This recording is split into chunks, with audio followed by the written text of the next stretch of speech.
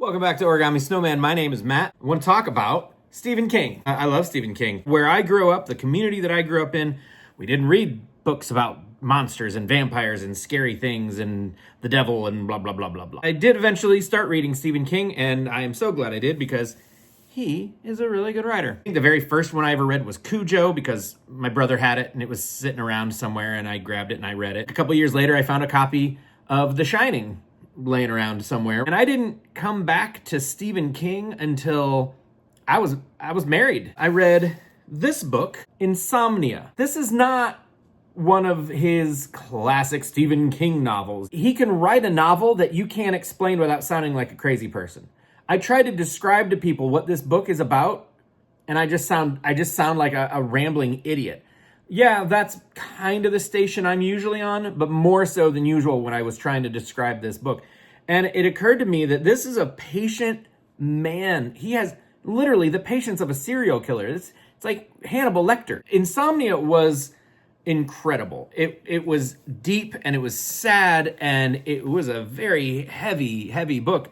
And there is a moment in this book where he just out of the absolute blue references someone named Roland. And it has no bearing. It has absolutely no point whatsoever within the story. However, I knew who Roland was. Roland was the one they call the gunslinger. And after I read this book, and I was so impressed with how he took this chaotic story and he just made me believe every word of it. I am realizing now that some monster has gone through and dog-eared multiple pages in this copy. Look at this. Look at this.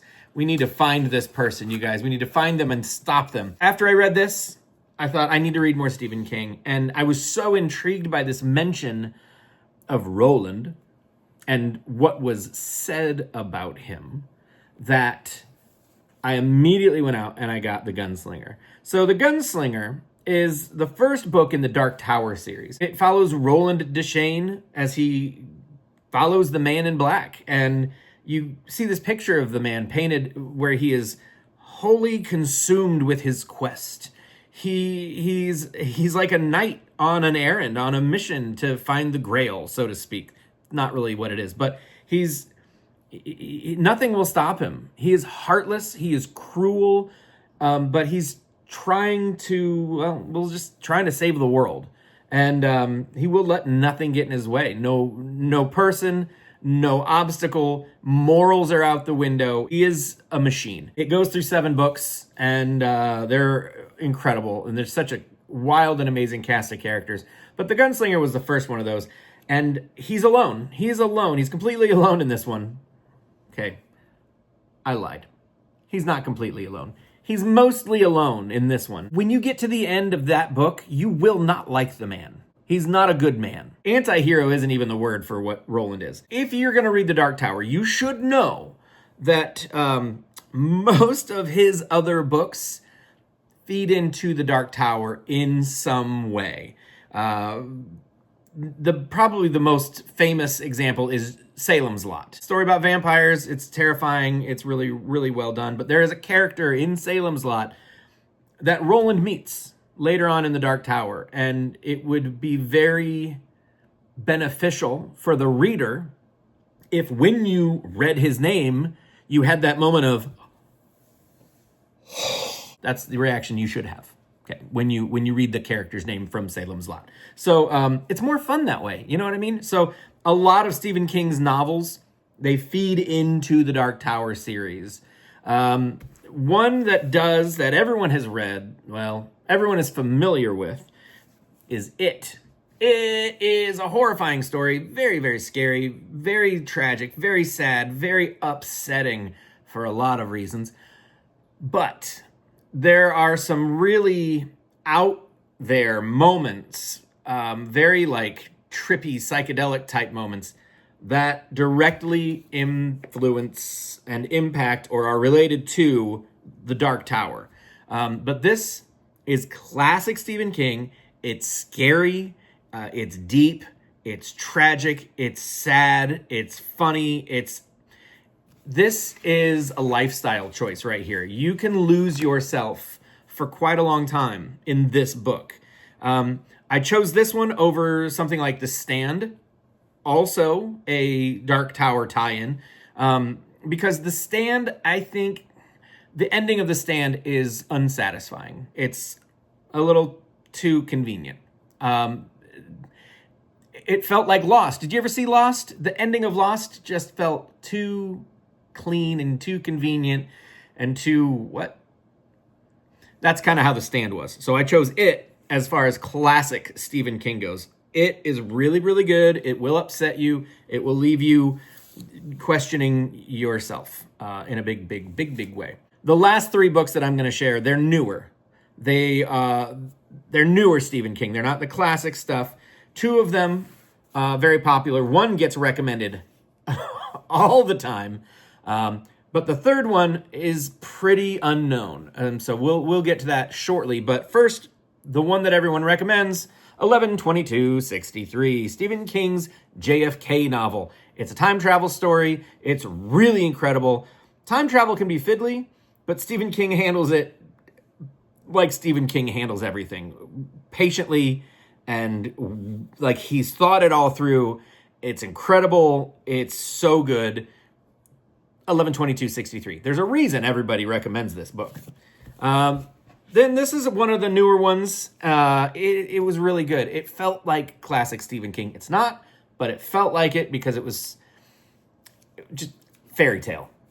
It's really good.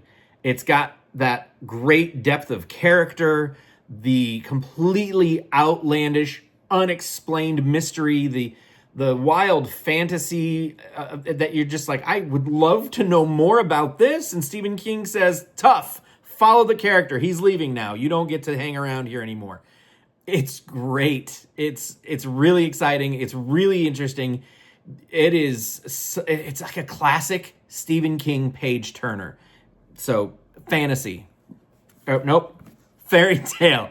It's so good. I forgot the name. All right. And then the last one I want to share is probably the shortest Stephen King novel I'm aware of. Definitely the shortest I've ever read.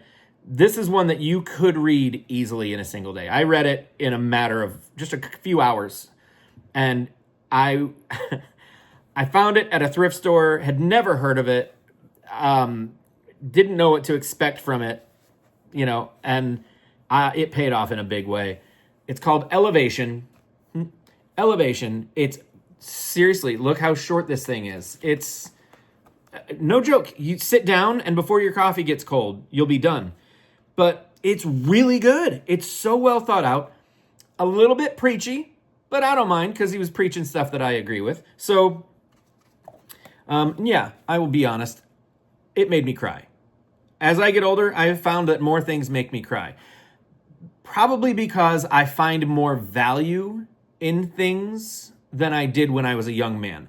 I value friendship more now than I did before. So when I see examples of warmth and friendship and I see people appreciating that friendship in kind of a wistful way, it strikes me as being cry-worthy. So yeah, this book made me cry.